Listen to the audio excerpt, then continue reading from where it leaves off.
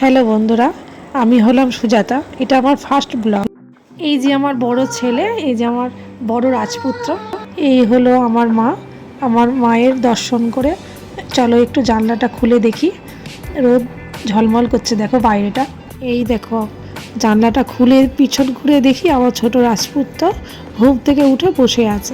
আমার অনেক দিন ধরেই ইচ্ছা ছিল একটু ইনডোর প্ল্যান ঘরে রাখার। এতদিন পর এইগুলোকে একটু সাজাতে পেরে খুব ভালো লাগছে। এই পিছনের জানলার দিকে এই গাছটা দেখো, এটা হচ্ছে মানি প্ল্যান্ট রেখেছি। আর এদিকেও একটা মানি প্ল্যান্ট, এটা আমার হাজব্যান্ড রিসেন্ট দিয়েছে, লাগিয়ে দিয়েছে। চলো ছাদে এসেছি পাখিদের একটু খাবার নিয়ে, ওদেরকে একটু দিই সকালবেলা। আর এই যে হচ্ছে এটা আমার ঠাকুর ঘর, বড় মা, এই যে স্বয়ং মা কালী, এটা আমাদের ওপরের ঠাকুর ঘর। চলো এবার পাখিগুলোকে এবার খাবারটা দিয়ে দিই।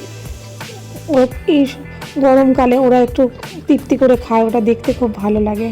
হ্যাঁ, ওই কিছুই না, সামান্য একটু বিস্কুট, একটু চাল আর একটু তোমার পাউরুটি দিই।